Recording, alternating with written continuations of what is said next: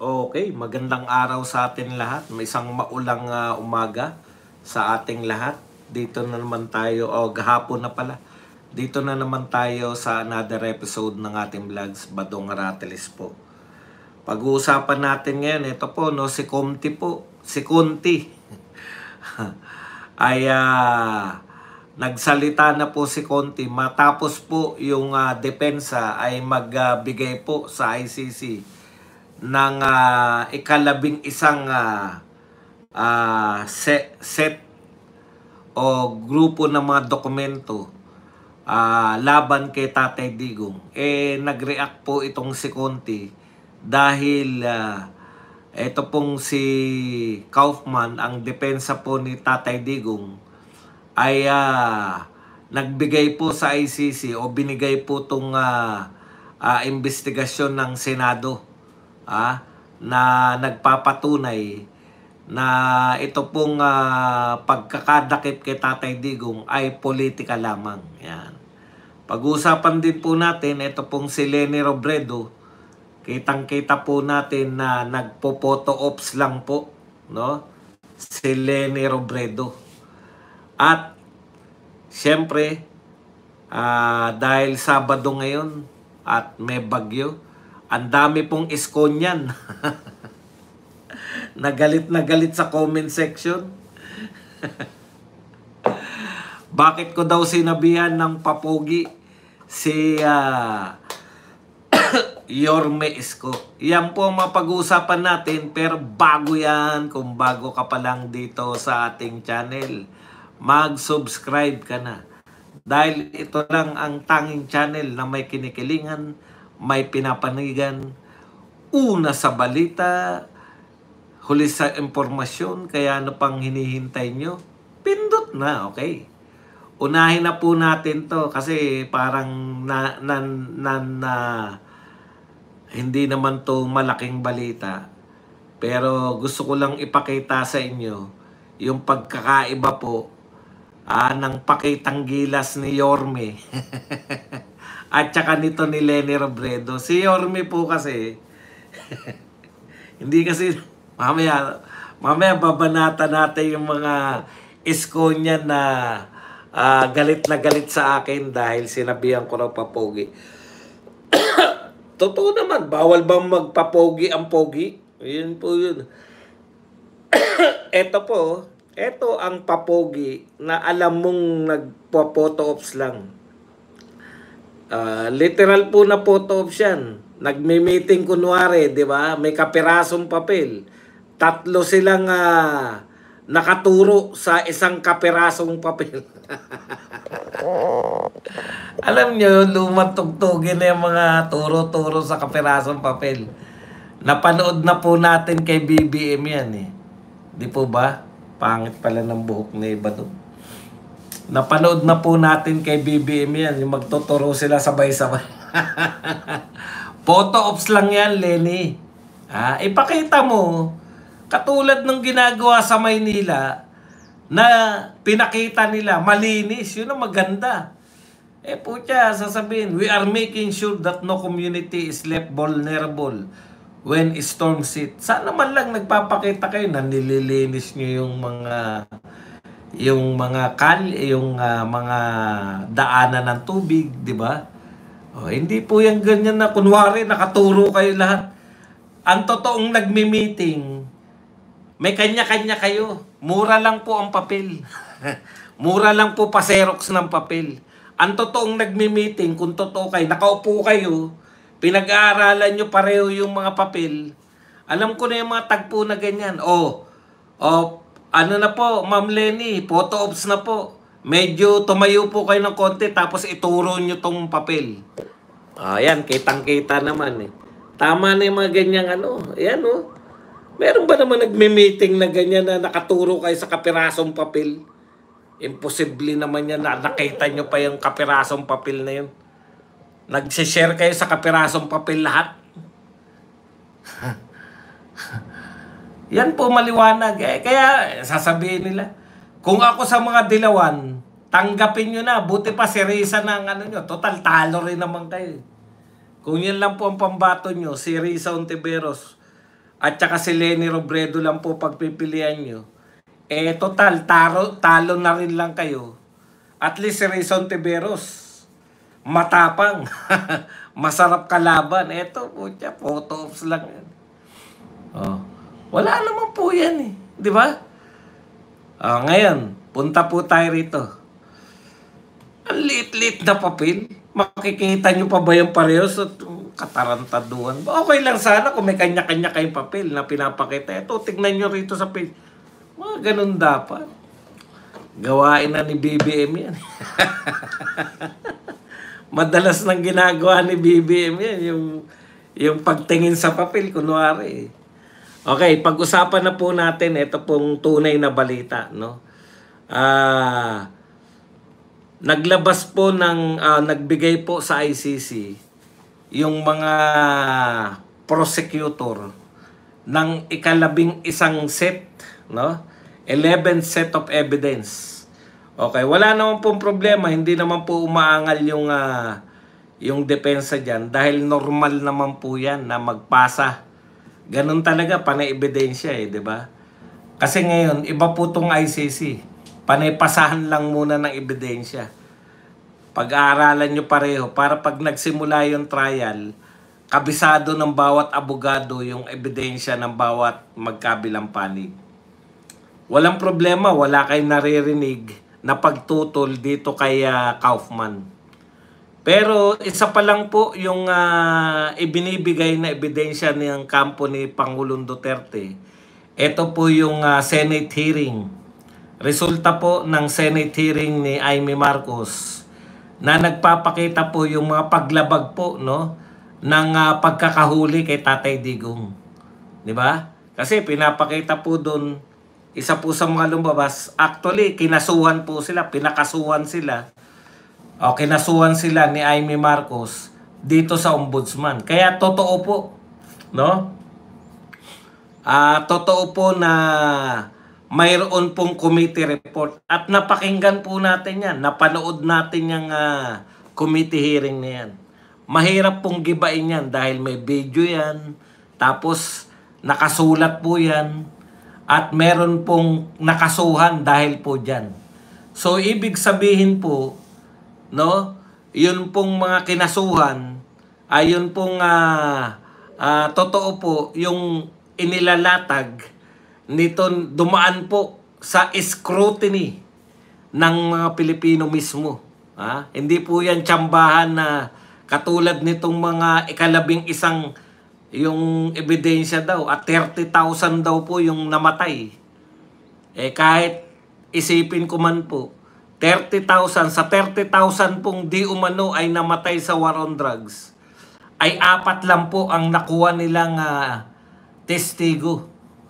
Baka kasama pa sa testigo na yan yung pare, yung mga hindi ba involved. Kasi yun yung hinarap nila sa ang hinarap nilang testigo nung nag-imbestiga sa HOR, si Laila de Lima, si Shell Jokno, yung pare, yung tsuhin ni Kian de los Santos na nakakamit na ng katwiran.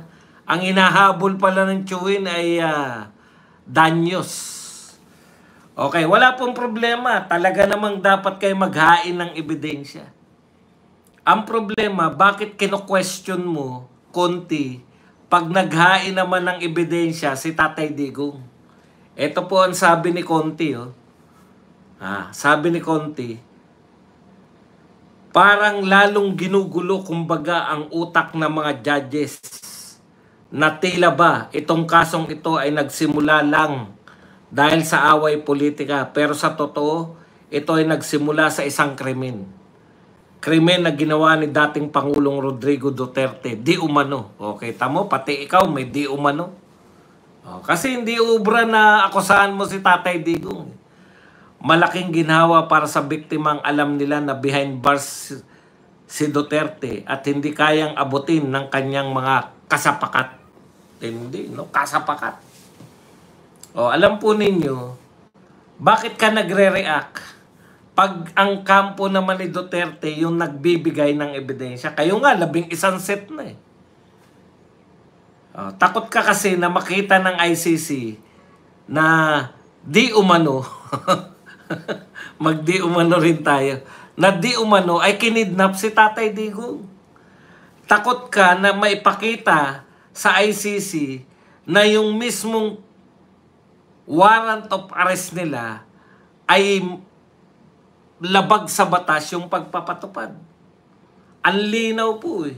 Kung susundin nyo yung proseso ng ICC, yung sino mang may warrant of arrest ay aarestuhin at pagka-aresto ihaharap sa local. Yun yung ayaw ni Conti. Marunong ka pa sa judge eh. Paano mo sasabihin ginugulo lang ni Kaufman yung utak ng mga judge? Ha? Sa tingin mo ba yung mga judge katulad ni Anticler? Sa tingin mo ba yung mga judge katulad ng mga ni Rizon Tiberos na malituhin? Hindi naman malituhin yung mga yan. Bakit takot kayo pag ibibigay yung ebidensya na pabor kay Tatay Digong? O, kung mali yung pagkakahuli at sila po ay korte, mali po yung pagpapatupad ng kanilang warrant of arrest. Sa lahat po ng korte, pag nalabag, kasi lalo na yan, kaya naglilitis yung mga yan para igalang yung human rights. Hindi po ubra na labagin nila yung human rights ng kanilang akusado. No? Malinaw po yan. Pagka dadakipin ang isang may warrant of arrest sa ICC, dapat lamang na siya ay iharap sa local court. Nasaksihan natin eh. Wala pong local court dahil hinarap sa eroplano agad.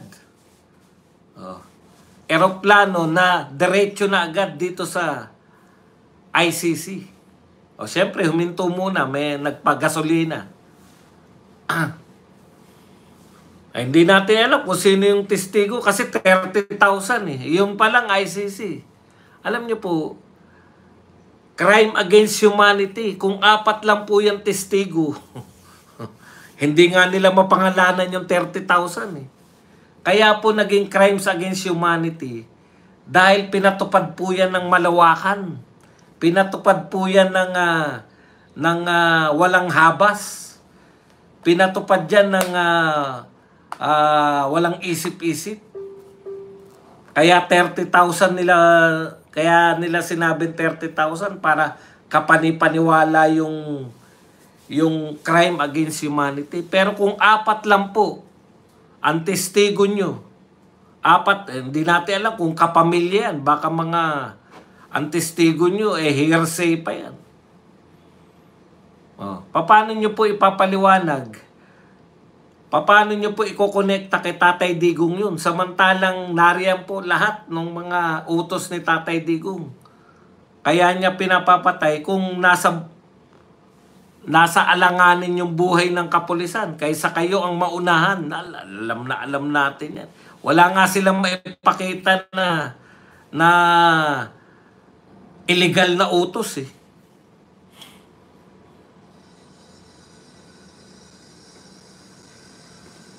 Attorney rin naman si Tatay Digong kaya alam niya yung utos na alam niyo pagkakaiba? Pinapangatwiranan nyo, attorney yan si Cristina Conti. Si Tatay Digong ba hindi attorney? Hindi lang po siya attorney. Prosecutor pa siya. Kaya alam niya po pati pag-uutos kung ano po yung tama at mali.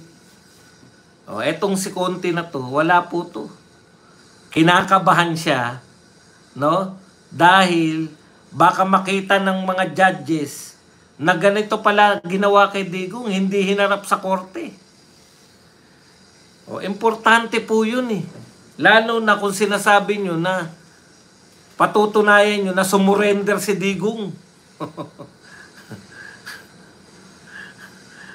Ayan po, makikita po dyan. Dahil po dyan sa Senate hearing na yan. Sana ikaw na lang kinuha. Alam ko nang aasar ka lang sa akin. Hindi po ako attorney. Yung mga pang-aasar nyo, wala po akong pakialam dyan. Vlogger po ako. Kung sinasabi nyo po na bakit panay daldal mo, ganun talaga mga vlogger. Ito po trabaho namin. Nagtataka pa kayo. Okay. Alam nyo po, maganda po tuwing Sabado, pakinggan naman natin yung kung ano naman yung sinasabi ng mga viewers natin, no? Nakakatuwa po ang mga viewers natin, lalo na yung mga yorme. Sasagutin po natin yung mga viewers natin ngayon. Special po dahil Sabado. Okay. Isa-isahin po natin ang mga question at mga namili po tayo ng mga ibang re-reaction. Hindi na po natin sasabihin kung sino sila. No? Itatago na lang natin yung mga pangalan nila. Okay. Eto po, nag-react po to sa aking sinabi na problema sa Prime Water, sisi na naman sa Duterte admin. Pinaliwanag ko po yan kung napanood nyo po. Ito po ang reaction niya. Ano ang gusto mo kay PBBM isisi? Etong mga loyalista na to, yung sa utak nila, nakaano na sa kanila no, na nabaon na sa utak nila na pag may problema, dapat hanapan ng sisi. Hindi po ganun yung mga Duterte. Kami po mga Duterte supporters, nasanay kami kay Tatay Digong na pag may problema, nilulutas. Hindi po hinahanapan ng masisisi. Yun yung pagkakaiba, malaking pagkakaiba ni Tatay Digong at ni BBM. Ang linaw po dyan sa paliwanag ko. Pinaliwanag ko po kung paano nilang sinisisi yung dating administrasyon sa problema ng Prime Waters. Ang problema, ngayon po nagaganap yung problema. Ngayon po may problema yung mga tao sa Prime Water. Kung isisisi mo sa nagdaang administrasyon, ano pong silbi nun? Ligtas lang sa sarili, ay hindi ko kasalanan yan. Natatag yung Prime Water nung panahon ni Duterte, kasalanan ni Duterte yan. Ngayon nagdudusay. 2025 nagsasabi yung mga tao. Ang gusto naming makita, hindi yung sisi. Ang gusto naming makita, papaano kayo tutugon? Anong sagot nila dyan sa Prime Water? Iimbestigahan namin yan. Alam ko na magiging resulta ng investigasyon na yan. Pustahan tayo. Eto magiging resulta niyan. Naganap yan panahon ni Duterte. Yang pamilya Villar, yumaman nung panahon ni Duterte. Si Manny Villar, nagkamal ng salapi nung panahon ni Duterte. Sisi po kay Duterte. Samantalang, pag may problema dapat nyong lutasin. Yun po yung punto ron. Hindi po hanapan ng masisisi. Eto, nakakatawa, no? May isa po nagtanong rito. Walang kinalaman sa post, pero nagtanong ano raw masasabi ko sa 1K. May nagpapanukala, hindi niya nasabi kung sino eh. Narinig ko rin yun eh, yung, teka. Basta may isang congressman, nakalimutan ko na kung sinong congressman, nagpanukala na lahat daw ng estudyante ay bigyan ng 1,000 allowance, buwan-buwan. Yan, sarap pakinggan, no? Bibigyan niyo estudyante. Kung kayo may estudyante, ayos. Ayos yung ano na yan, yung solution na yan. Okay.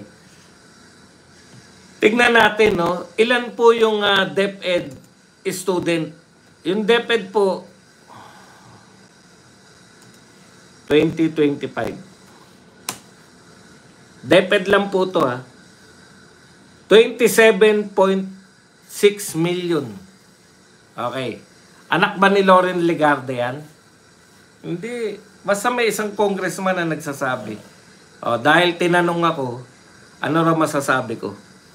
Masarap pakinggan kasi bibigyan ka na lang ng 1,000 eh. Di ba? 27.6 million yan. Times 1,000.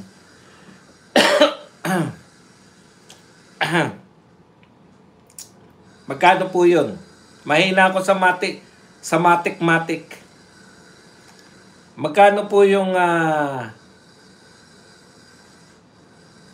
teka, i-calculator na lang natin para madali. 27.6 million times 1,000 equals 27.6 billion times 12 o 10 lang kasi may dalawang buwan na bakasyon. 276 billion taon-taon. Elementary at secondary pa lang po yan. Basic education pa lang. Paano pa yung college? Sara na natin sa 300 billion. Maghagilap na naman tayo ng 300 billion. No?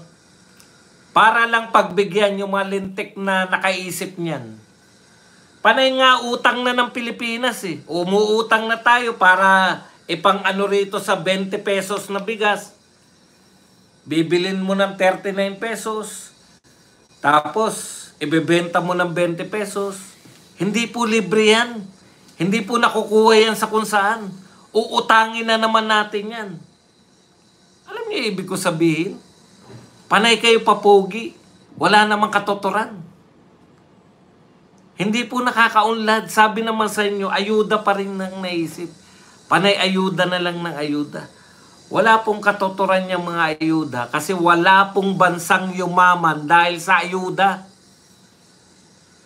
Hindi po, mananatili po tayong mahihirap kung ayuda lang ng ayuda. Uutangin din yan eh. Tayo rin naman magbabayad yan. Pag dumating po yung time na wala na po nagpapautang sa atin, katulad po nung nangyari nung panahon ni Cory, ni Ramos, yari po tayo dyan. Kaya po, malakas pa tayo mangutang ngayon kasi pinauutang pa tayo. Pero pag naubos na po yung ibebenta, benta na nga tayo ng benta ng kung ano para may pambayad ng utang.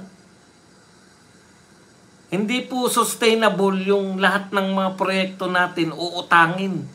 Wala namang pumapasok na foreign investment. Wala na rin tayong kita sa mga turista. Bawas na yung turista natin. Paano? Kanya-kanyang advisory. Huwag kayong pumunta sa Pilipinas. Delikado.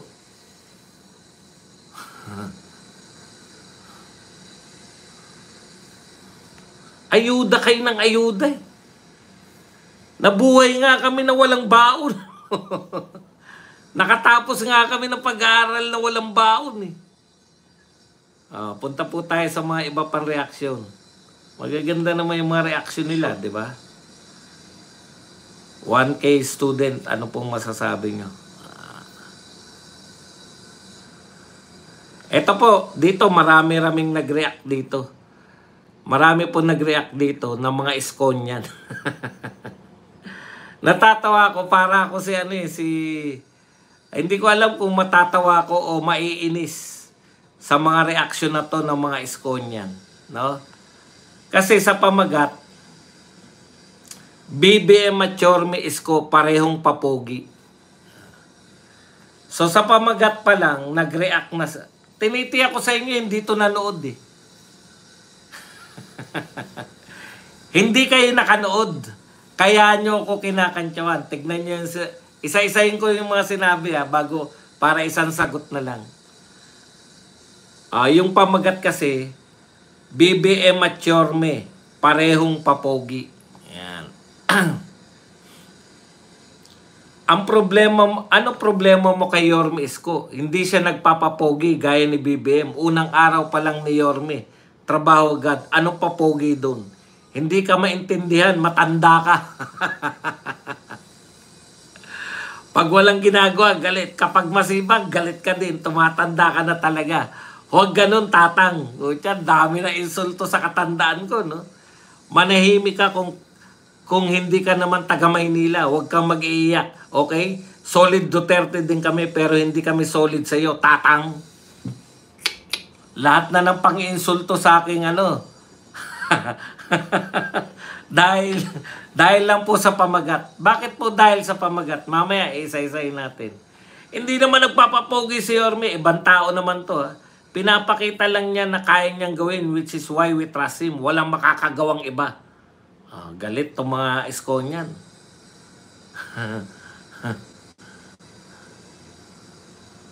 Okay.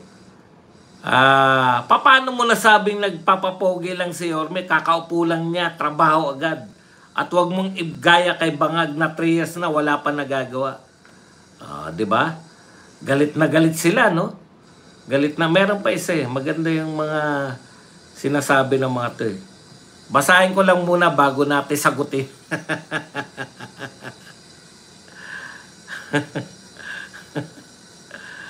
Ang mga nakakatawa. Nawala. Alam niyo mga kapatid,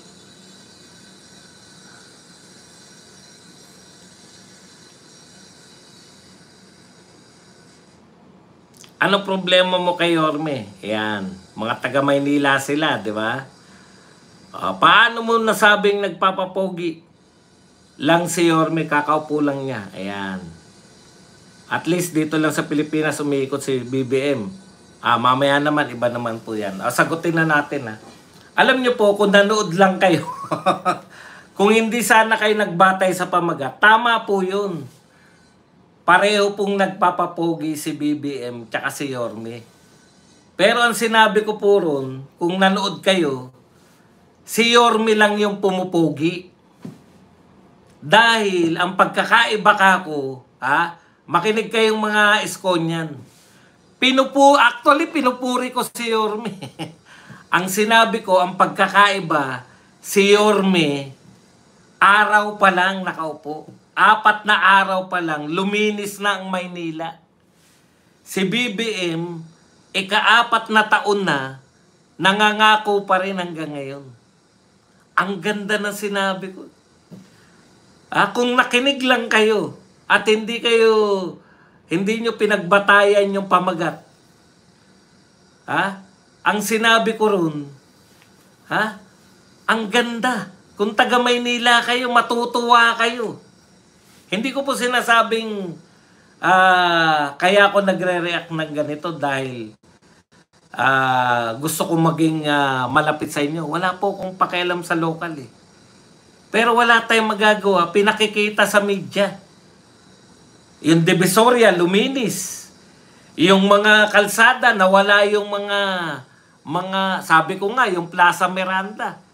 Pinaliwanag ko yan sa video eh. Kung nakinig lang kayo. Ka-vlog with Jat, thank you very much. 50 pesos, French vanilla for my birthday today. Masyado nyo na minasama yung pagpapapogi. Talaga namang pagpapapogi yun. Pero yung isa, kako, si Yorme, pumupogi. Kasi may ebidensya. Hindi po nag-review. Hindi po nakanood. Tinignan lang nila yung pamagat. Birthday ba ni Ka-vlog? Happy birthday, Ka-vlog. Kung nanood lang sana kayo, kung nanood lang sana kayo, yung mga nag-react niya na, lalo na isa, nagigalit na galit sa aking katandaan. Kung nanood sana kayo, pinupuri ko po si Yorme. Tuwan-tuwa nga ako, 4 na taon pa lang. 4 na araw pa lang, luminis na yung Maynila. Sinabi ko pa nga na yung pagkakautang, di ba? Ang laki pala ng utang, pero very willing bayaran.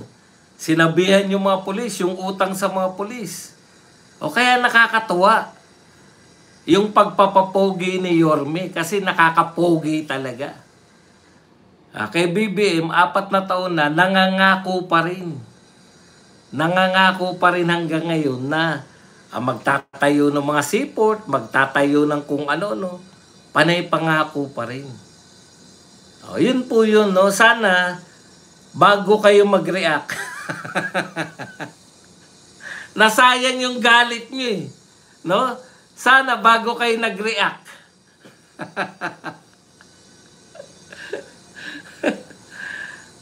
Pinanood nyo muna yung video. Ang ganda na sinabi ko, ano problema mo kay Yorme?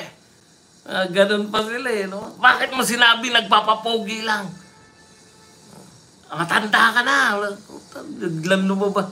Biglang lumabas yung mga galit sa akin eh. Hindi mo maintindihan.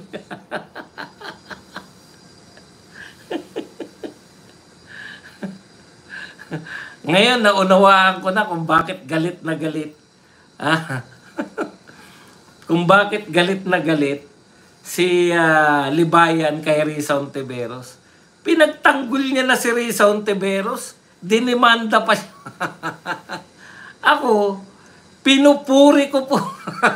Alam nga naman pamagat ko, pinupuri ko si Yorme. Pinuri ko na, nagalit pa kayo. Kayo naman, no? Eh, obvious naman na fans kayo ni Yorme. Hindi. Hindi po sala yun. Ano ba yung pagpapapogi? Hindi po nila sa hindi naiintindihan. Simple lang naman po yung Tagalog ko eh. Binabati ko. Dati ang dumi-dumi ng sabi ko nga, 'di ba? Yang Plaza Miranda na 'yan. Panay tinda 'yan, panay mga vendor 'yan. Hindi mo makikitang plaza eh. Bakit tinawag na Plaza Miranda yun? Eh, ang plaza, ang katangian ng plaza, maluwag na lugar na. Kaya yan yung sinasabi ko sa inyo, sa pamagat pa lang pala.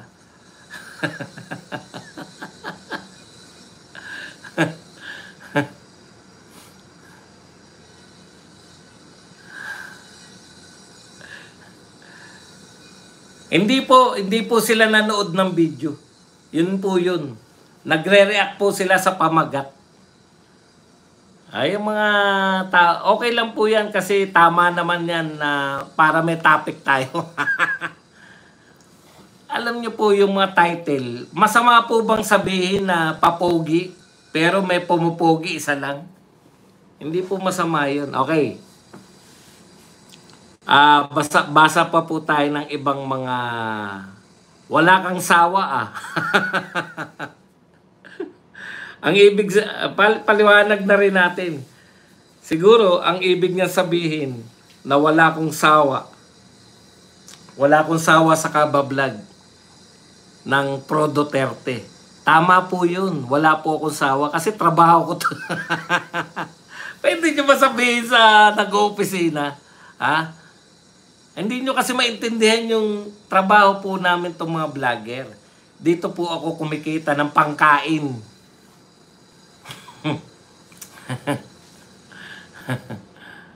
Hindi po sa FB po to. Mas madali po kasi maghanap sa FB ng comment eh. Yung mga comment nyo kasi nawawala na pag hindi na live, di ba? Okay, sa FB po to.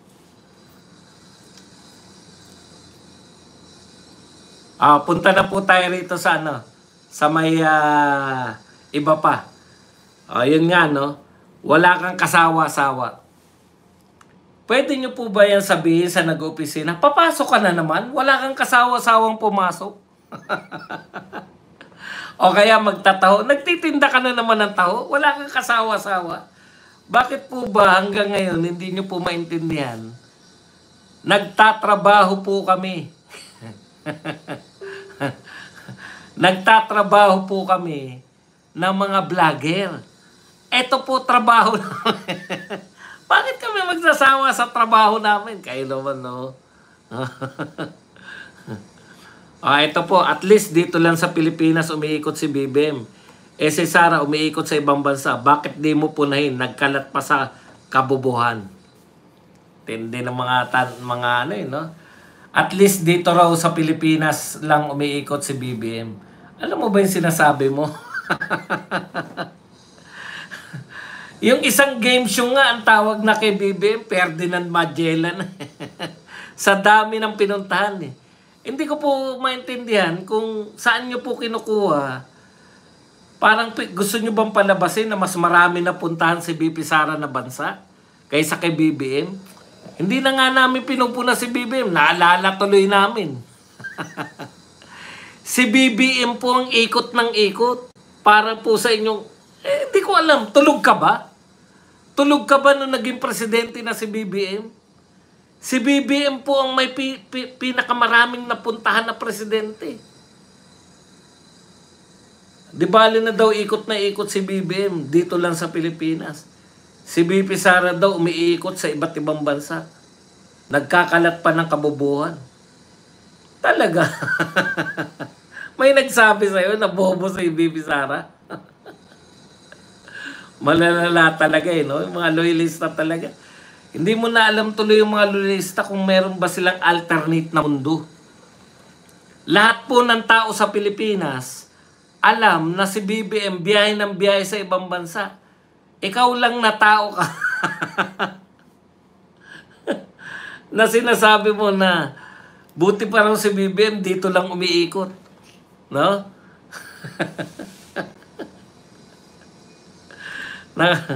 Nakakatuwa eh. Ganyan talaga ang buhay. Pagpasensya na natin. Okay.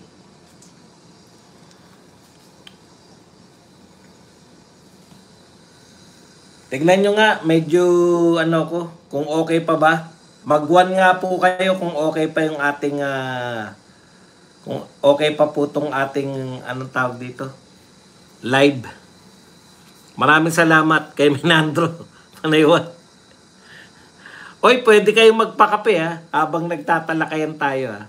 O, last na to, tapos kayo naman na magtanong. Para last na po to ng katanungan nila.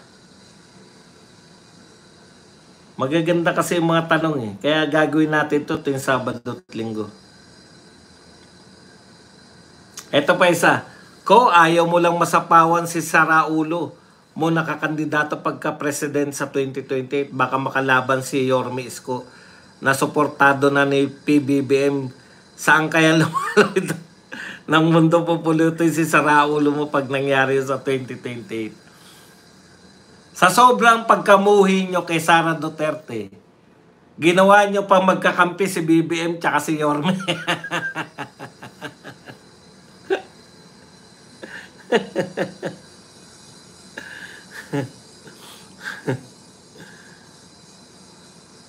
Ano problema mo kay Yorme Isko? Hindi siya nagpapapogi gaya ni BBM. Ayun, nabasa ko na yan pala yun. Utot mo, bading. Ikaw, ano alam mo? Puro fake news ka. Lang alam mong ipakalat. Isa ka sa mga virus ng Pilipinas. Samantalang idol mo si Inday Lustay, panayang pasyal sa iba't ibang bansa gamit ang pera ng bayan.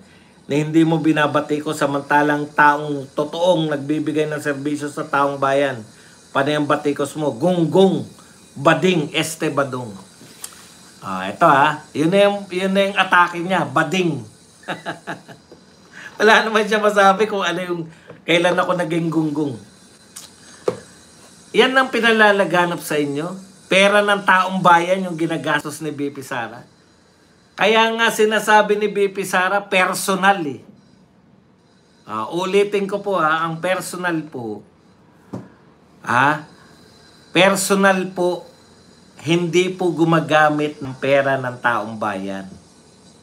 Alam ko po yan dahil ako po ay dating government employee. Thank you very much po kay Arabiano na nagbigay ng 1999 SAR, Saudi Arabian Real.